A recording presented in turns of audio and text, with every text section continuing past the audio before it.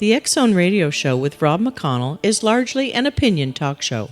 All opinions, comments, or statements of fact expressed by Rob McConnell's guests are strictly their own and are not to be construed as those of the X Zone Radio Show or endorsed in any manner by Rob McConnell, Relmar McConnell Media Company, the X Zone Broadcast Network, its affiliated networks, stations, employees, or advertisers.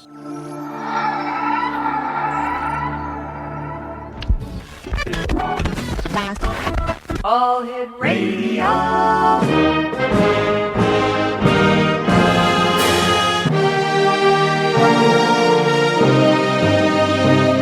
Welcome to the X Zone, a place where fact is fiction and fiction is reality. Now, here's your host, Rob McConnell. Welcome back to the X Zone, everyone. My name is Rob McConnell, coming to you from our studios in Hamilton, Ontario, Canada. Worldwide toll-free, 1-800-610-7035. Email xzone@xzoneradiotv.com.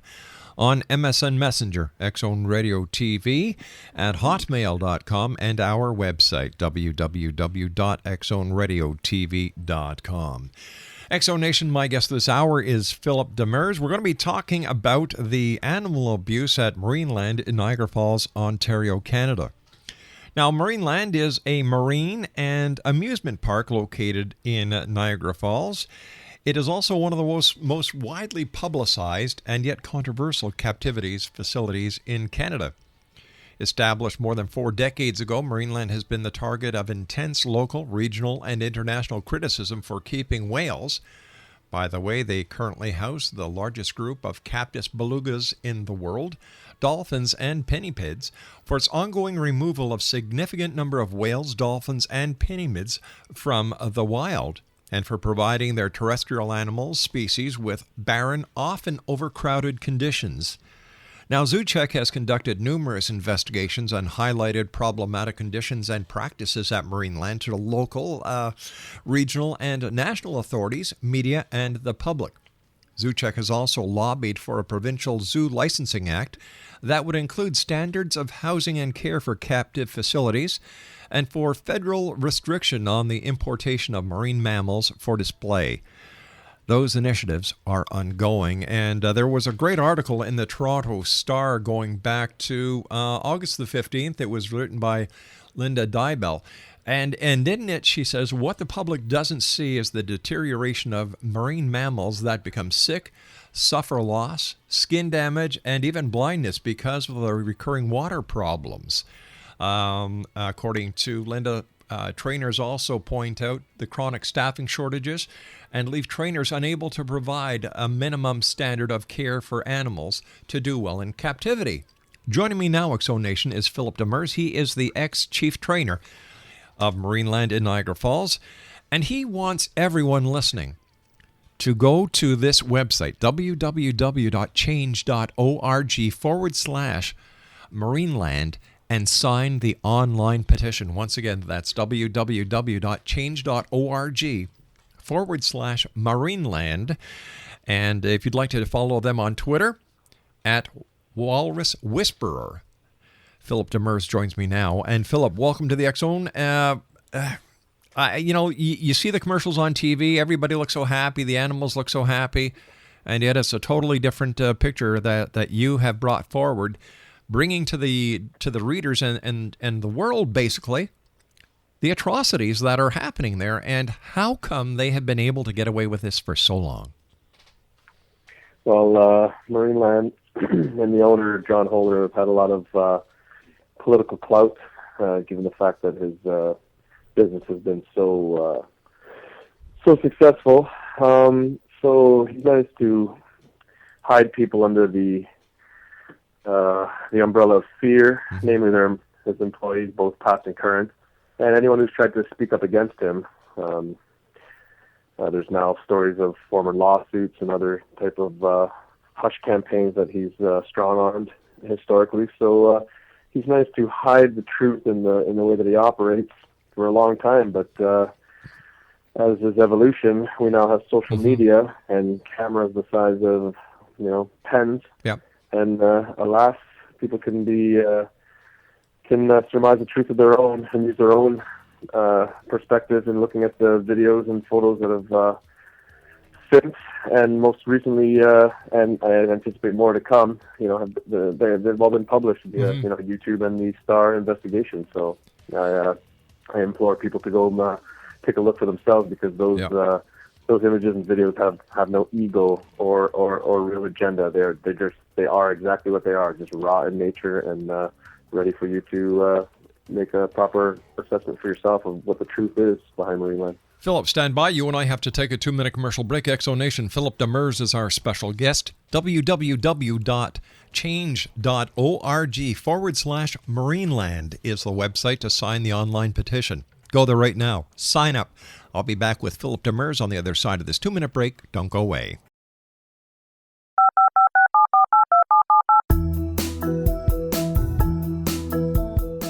Did you know that when you're on the road with limited data or Wi-Fi, you can still listen to the X-Zone Radio Show with Rob McConnell, The Science of Magic with Gwilda Wiyaka, X-1, Dimension X, Space Patrol, and every minute of the X-Zone broadcast network by calling 213-401-0080, courtesy of Audio Now. No smartphone, app, or internet needed. It saves your data plan, and it's free if you have unlimited minutes. Call 213-401-0080 to listen on any phone, anytime, anywhere.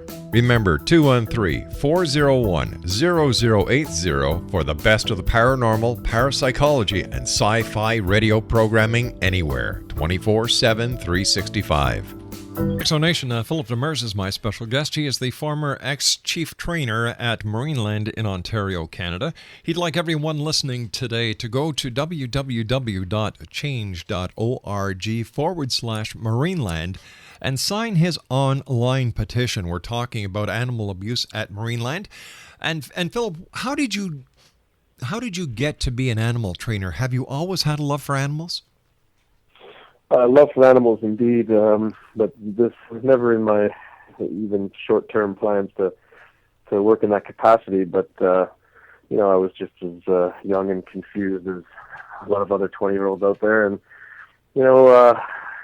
decided if I had any chance at paying down school debts and everything else, I better get a local job and live at home. And lo and behold, in the paper, as fate would have it, which has played a real heavy role in all of this.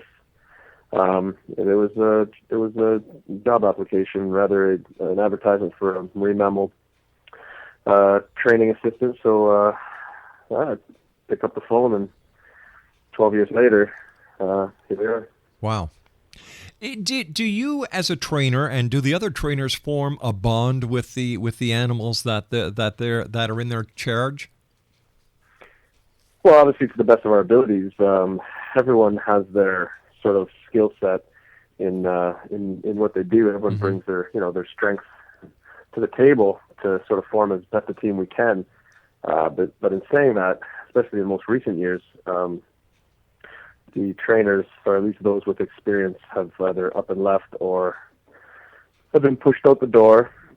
Which, at the end of the day, the longer you're there and the more staff you have, the better chance you have at developing these really, really important relationships, these trusting relationships with these animals. So from this sort of moment on, especially in the last 7 years that I know of the deterioration of the marine mammal program and department at Marineland, that's proving a far more difficult challenge for the kids that are entering this business. So it's challenging, but I always personally stress that the importance of the human-animal relationship is second to none when you're becoming a marine animal trainer. This is a quote from the Toronto Star article that I quoted earlier. Former employee Phil Demers resigned this past spring after 12 years as a senior trainer, worn down and frustrated by his inability to help the animals in his care. How were your hands tied by management, or was there just a general lack of appreciation for the animals besides the fact that they were cash cows for the management? A little of A and a little of B. At the end of the day, everyone, at least the people that I worked with immediately, so namely the vets and the marine mammal training staff, support staff, we definitely have the animal's best interests at heart. But when the problems started coming up, which initially were mechanical in nature, which caused the bulk of the suffering with the water going as bad as it was, the United Front wasn't strong enough, and no one was willing to take that extra, go that extra mile, because at the end of the day, John Holder himself is the only one who's capable of giving a green light or a thumbs up, as he really does micromanage everything. So certain people in their roles, they value their paychecks. They have mortgages, families to concern themselves with. So, sometimes, and I can't judge those people who decided to allow that to take precedence in their own personal best interests. But for me, I just couldn't do it anymore. So that's where myself included in a number of us up and left, the majority of which decided to source their names for fear of recourse from legal, especially from John Holder. But for the sake of this movement, I knew there would need to be someone to show a little bit more courage in all of it. So I stuck my neck out. But again, my situation is a little different than everyone else. I don't have the mortgage and kids to concern myself with. So I don't judge anyone's efforts. I believe everyone's in-house, their heart were in the right place, but at some point it just all became a moot point because no one was willing to go that extra mile. And at the end of the day, I only did this because it is necessary. I mean, I feel like my hand was kind of forced in all this because, that situation was definitely as dire as you can imagine, and I was desperate for help. So, alas, here we are. All right. Now, you've got the petition online. How about other organizations? Have they been able to help get the word out there? And has there been any interest shown to you by the politicians who can actually make a change in the rules and regulations pertaining to aquariums as well as zoos around the world? Especially in Canada, I should say. I am working in conjunction with a number of different organizations, and specifically with some MPs, and to the extent of even MPPs and all this, because there's various levels of government that need to pay attention to this. So the ball's definitely rolling and picking up a little bit of steam here. My sort of role in all this, because given all the various organizations that have been heavy players in this plight for much longer than I have, at least, is that everyone has a different message of how this should end. People are endorsing the closure of Marineland altogether. They're looking for criminal charges. Some people are talking about ending captivity as a whole and this and that. But the difference in this particular movement is that I've asked everyone to just come together on a unified front, in the sense that we all agree that fundamental changes are needed. And so I don't want the message to get misconstrued at this point. Sure. So I want everyone to just be reminded that we're a number of organizations with, maybe different opinions of how this ends, but certainly we're all coming together. I mean, on a massive level, to agree that fundamental changes, laws, and protection need to come from this, and this is our chance to accomplish that. And then furthermore, we could build off it, but we got to establish a foundation, because right now there's just nothing there. I can't understand why the Canadian SPCA hasn't been actively involved in here, and they actually have the authority and the power through their inspectors to make things happen. Why haven't they done anything? I think what you'll find in all of this, and particularly with the way Marineland has operated so successfully and as long as they have, is the more we peel this thing back, the more it stinks. So with the beauty of social media and everything else, and the buzz that's been created with all this, is that I think the answer is going to be more questions, and in that there's widespread scrutiny. So everyone's had their hand in the cookie jar in some capacity, and everyone has a percentage of culpability in this, and everyone's going to be made to show their hands in this poker game. So we're calling. To the best of your knowledge, how many animals have died in captivity at Marineland because of the poor conditions that these animals are facing? I can't even speculate, because Marineland's been around. my 12-year tenure there is a fraction of the 51 years that he's been in operation, and some of the horror stories that I've heard among some of the trainers who have been there, 25 years plus, and some former animal trainers there, and especially with the land animals, is there's a mass grave over there. So the numbers, I can't even imagine. I don't know. During your 12 years, how many sea mammals are you aware of that died because of the conditions being so poor? Again, I can't even crunch a number, but if I had to ballpark it, as a whole, rather than species specific, okay. As far as marine mammals are concerned, upwards of 25 at least. Wow. I remember I had sort of a ballpark figure initially, and we were averaging, dolphins alone, we were averaging 1 to 2 a year, and they're here on out, considering all the animals in my department, and it's by far. How many orca whales are there at Marineland? There's only one lone remaining killer whale. I thought that scientists have said that you cannot have a single orca because these are laws that need to be adhered to in the states where they exist and around the world. But in Canada, there is not a law that doesn't have a real wide and gaping loophole for John to continuously swim through. So. Yeah, ideally, not even ideally, it's necessary that animal. This is an incredibly intelligent social being left alone. And if you go to thestar.com, there's currently a video and a story of Junior the orca who spent his last days in a indoor facility, that I'm very, very familiar with, and he lived out his days there and died alone. Horrible death. Just like to read this before we go to our news break at the bottom of the hour. The worst water was at the aquarium, a dank, foul-smelling place with an underwater viewing area for sea lions and seals, and the barn and the connecting stadium pools, according to the supervisor and former trainers. Off limits to the public, the barn is a converted factory made of concrete with pens and small pools for walruses, sea lions, and seals, and a dolphin pool. A small skylight provides the only natural light, and photos showing rusting on the pools with the crumbling, grime-encased sides. Dolphins that depend most critically on sonar live in a concrete world. Yeah, that's exactly what it is. That's exactly what it is. All right, stand by, my friend. You and I have to take our news break at the bottom of the hour. X-Zone Nation, please go to www.change.org/Marineland. That's www.change.org/Marineland. Philip Demers is my special guest this hour. Listen, X-Zone Nation, you can also go to zoocheck.com and find out what else is going on in aquariums, zoos across Canada.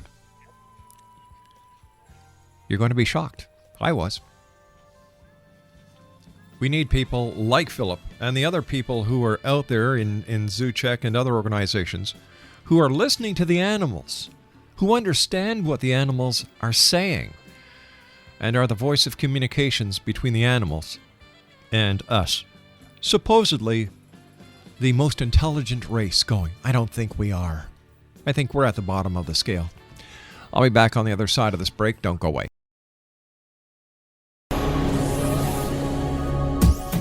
This is the X-Zone Broadcast Network, broadcasting worldwide on broadcast affiliates and satellite program providers, including CNN Broadcast Network, Sirius Satellite Network, Star Media, Good News Radio Network, Angel Broadcast Network, Wiki Broadcast Network, and WPBN TV. For more information on the X-Zone Broadcast Network, visit us at www.xzbn.net.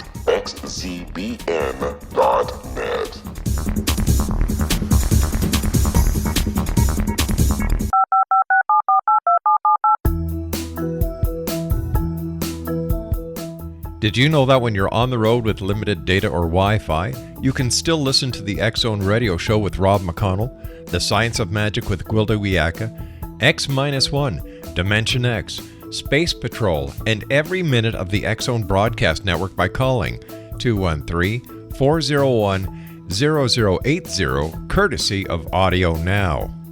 No smartphone, app, or internet needed. It saves your data plan, and it's free if you have unlimited minutes.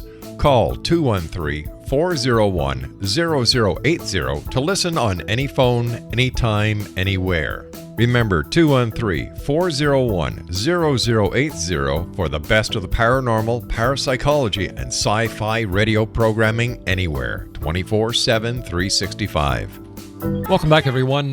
Philip Demers is my special guest. www.change.org/Marineland is the web address for the online petition that we're asking everybody to go to and sign. That will help get the message to the politicians that there has to be a stop to the animal abuse at Marineland. Because, am I correct in assuming, and this is just an assumption, Philip, that if this is happening at Marineland, it is happening at other venues across Canada? Well, I would think that that's a safe assumption. So long as people can get away with things, they always will. I mean, that's human nature, so I think that's a fairly safe assumption. If the water is so horrific for the sea mammals, have any of the trainers, including yourself, come down with any condition that could be directly pointed to the conditions of the water that the animals are in? Yes. A number of training staff had to leave because of the massive rashes that they were getting.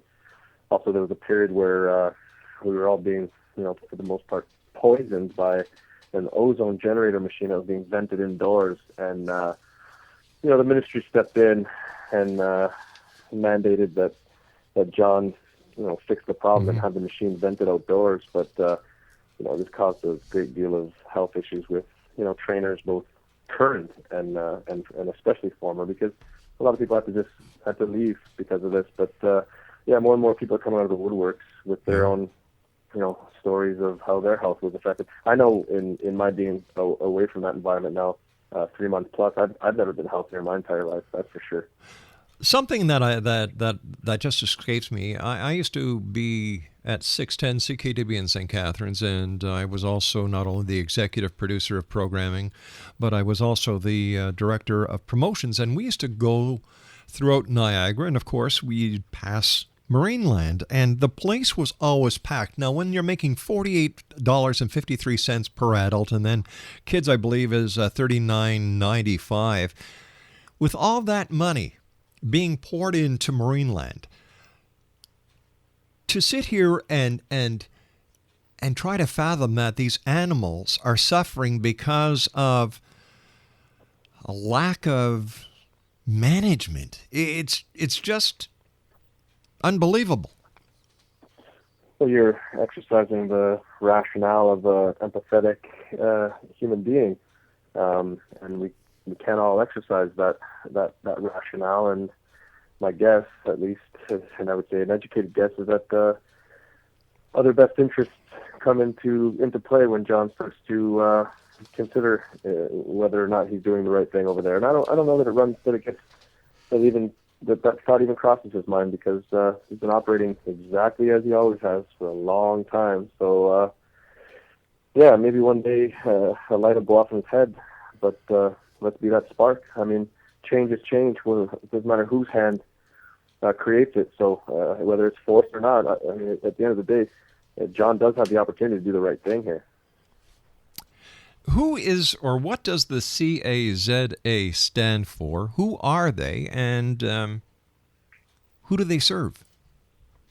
That's the Canadian Association of Zoos and Aquariums, and they are basically they're a membership club, if you will, funded by zoos and aquariums.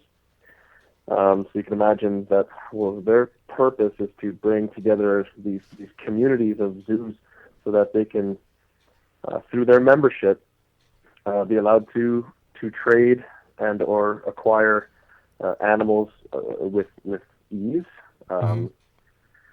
I imagine there's a number of benefits of being part of this members-only club, but at the end of the day, it's a self-serving industry and an organization that is funded by the zoos and aquariums. So really, it's not the way that they regulate these facilities is less in the sense of trying to keep them out so much as trying to get them in.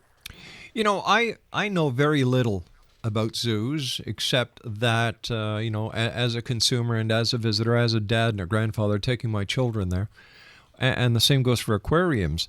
But as a human being, I would want to do everything within my power if I was in management or the owner of a zoo or aquarium to make sure my animals or my fish were in the very best of conditions.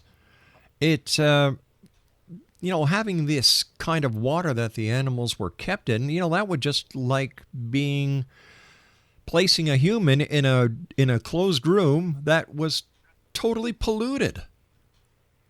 Well, bear in mind, a lot of former employees who would voice that very opinion were either made silent real fast, or their work environment was made so uncomfortable for them that they left. So the entire culture of Marineland, at least from when I started to really go downhill. Most notably in the last 7 years after a pretty significant leadership change at the top of the marine mammal department. And Marineland has a way of certainly accommodating those who facilitate their means of operations, and those of us who have the animal's best interests at heart. We don't last very long. What do you think Marineland's defense is in all of this? Like, how do they respond? They respond in the exact same way that they always have, which is a tried and tested system for them, which is to simply refute it completely and otherwise ignore the problems. But lo and behold, this is a new day and age. So with social media and everything else, they're scrambling over there. I mean, with the recent employment of a PR company, they've managed to silence those who step forward to take the fall for John Holder, most notably the head vet and the marine mammal supervisor. And because at the end of the day, people are seeing through their defense, and that is not in Marineland's best interest anymore. So they have to come up with something better. And that's a small victory in itself. The fact that that all of this is being. Marineland doesn't operate using any transparency whatsoever, but they've screwed up, and they've opened the doors and the eyes of the people who have managed to look in and sort of assert their own truth in all this. So we'll see what comes of this with the new PR company. I was wondering if you could tell me the story on Smooshy, the walrus. Smooshy was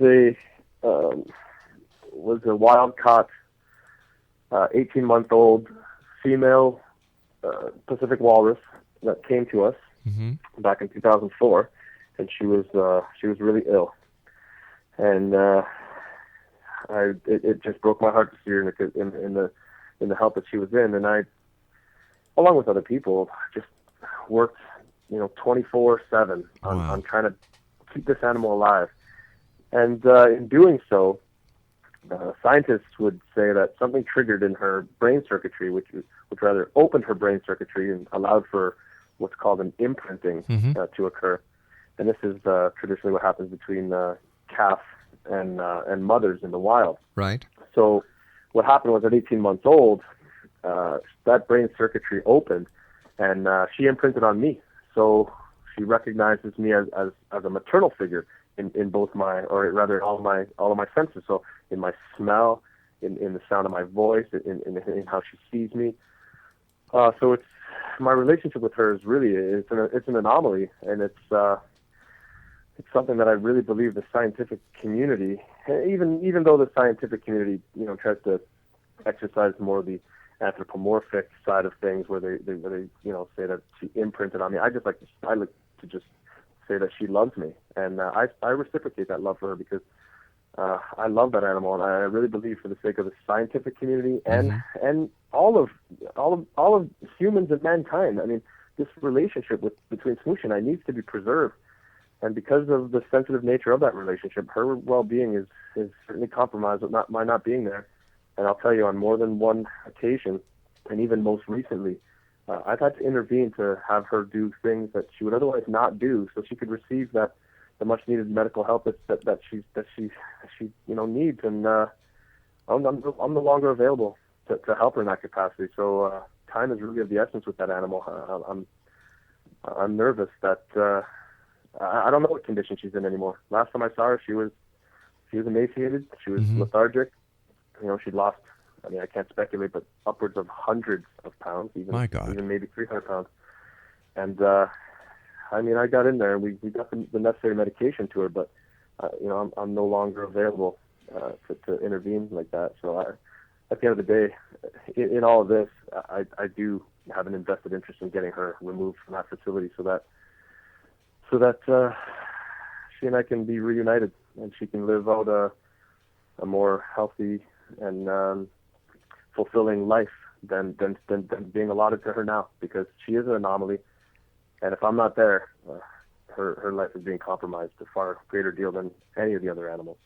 With conditions being as bad as they are for these animals, do the animals ever give up and just say, what's the sense in living, and actually decide that they're going to end their own lives? I've seen greater will to live than others. I've seen changes in an animal's demeanor that would suggest that, and I've seen fights, last a long time, and I've also seen animals, what some would call give up. Certainly, this compromises their spirit, if you will. How has the international support made you feel? Well, it's taken away the fear, and that's the big one, because in making my decision to not only leave, but to a lot of sleepless nights, a lot of real problems came up for me, and going over those initial hurdles of just ultimately deciding that what was best for me was to exercise the best interests of the animals. The support that's since come out has really taken away that fear from me. I can't thank the international community enough, and the compassion and the sympathy from all the people that are coming out. I mean, this obviously strikes a chord with everyone. I mean, how can it not? Exactly. But overwhelming support and necessary, because I certainly can't do this alone. So we're becoming a force to be reckoned with. Yeah. While you were working at Marineland, did you ever contact the authorities? And if so, what did they say? I had contacted the authorities. In fact, there was a visit that I initiated by the Humane Society back in probably 2001 even, which opened my eyes to everything, that's for sure, just how deep this problem went. We were cleaning the glass in the aquarium and using CLR, and a lot of it for that matter, and the dolphins were, in inches of water down below while we were doing this, and with John Holder himself up top. And a lot of my senior trainers at the time, because I was the new trainer, were, coughing and complaining of lung pains or eyes burning. And I mean, he looked over at the dolphins, and I mean, at the time I didn't have a lot of experience, but I do subscribe and believe in teamwork. And right. if these were my senior trainers, they knew what the hell they were talking about. So I called in the Humane Society, and they made that visit, and they witnessed it with their own eyes. And what I saw was so shocking. I mean, I saw John Holder and this agent arm in arm look at the problem from the top of the pool, some of the stage, because bear in mind we're at the bottom of this pool, and they just basically turned around and walked out. And then I came to learn that John Holder, in fact, purchased the land that currently that houses the beautiful new Niagara Falls Humane Society facility, and a plaque adorns the entrance that thanks John Holder for his generosity in donating that land. So as I stress, the more we peel back these layers, the more it stinks. So yeah, definitely authorities have been called on a lot more than one occasion. Unreal. That is so unreal. And talk about a conflict of interest, right?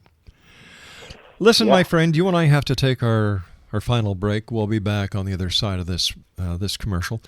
Exonation, here's the website. I'd like you to go there. I'd like you to pass this website on to as many people as you know. www.change.org/Marineland. That's www.change.org/Marineland. Wow. Philip Demers is my special guest. Thank you, Philip. You're doing a great job. And like I told you before we went on air, anything that we can do to help you out, you've got a friend. We'll be back on the other side of this commercial break. Don't go away.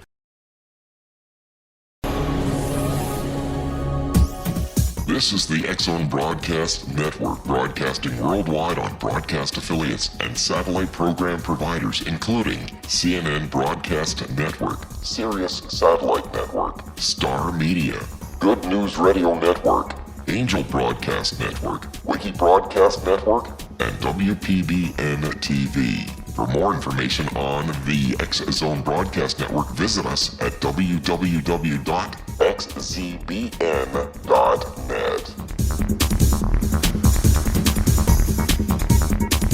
Exonation, this is the website I'd like you to spread far and wide. I don't care if the person is in Timbuktu, Taipei, Tehran, wherever.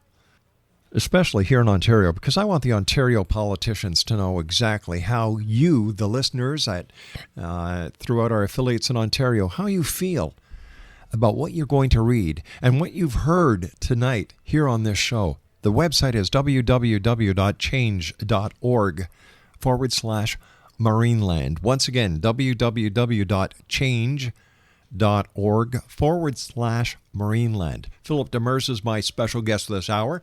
And first of all, Philip, my hat is off to you, sir, for doing what you're doing. It's great to hear and speak to someone who's part of the solution like you are, and I'm sure if the animals can thank you, they would. So thanks very much for everything you're doing, and thanks for being on the show this hour. It's been great. No, it's my pleasure again. My job, the day I signed that employment agreement back in 2000 and it was my solemn swear to care for the animals as best I could, and the paycheck's gone, but my work continues. So I'm just doing what I'd like to hope anyone else would do in my situation. What would you like to tell the listeners that are listening to us around the world tonight? What's your message? How do you want them to get involved? What can they do to make a better life for all these animals? Well, my message first and foremost is that be careful what you subscribe to in terms of what you allow to influence your everyday lives. The commercials on TV serve a purpose, and even Sure. what you read in print and on radio and everything else. I mean, there's a number of different agendas, but if everyone just takes the time to do their due diligence and look at the videos and the photographs on both YouTube and on the star.com with the Star investigation series of Marineland, surmise a truth for yourself. And if this does, in fact, strike a chord, which I really believe that it will, join the fight, join the noise, join the buzz in any way, shape, or form. I mean, every iota of compassionate and passionate activism is necessary so that we can implore this government to make the necessary changes for these poor animals. I mean, it's unfair for those animals that no one can actually see them, no one can actually really believe or understand the conditions that they're in, because it's all been so hidden. But all the information is out there, so get on board and please. I mean, it's no skin off anyone, but let's just make this happen. It's necessary and far long overdue. I'll bet you if the shoe was on the other foot, the animals wouldn't sit silent as we were and let this happen to us. I really don't think that the animals have that in them. I think they'd want to make a positive change and make the necessary changes that we as humans sometimes, especially in this disposable society, oh, what the heck, it's only a dolphin. Oh, what the heck, it's only a walrus. It's a life. That's the bottom line. It's a life. And as we know, you know from your tenure as a trainer and myself after being with the SPCA, is that as you treat animals, you treat people. Yeah, I can't dispute that. There's such a negative connotation to the term acting like animals, but I implore people rather to act like animals, which is to love unconditionally, and that's what animals do best. Anyone who knows an animal has any type of relationship with animals. Philip, we're going to have you back on the show. We have to say so long for tonight, but Exo Nation, go to www.change.org/Marineland. Philip Demers has been my guest. He'll be back. We're not going to let this subject die. My name is Rob McConnell. I'll be back on the other side of the news at 6.5 minutes past the hour.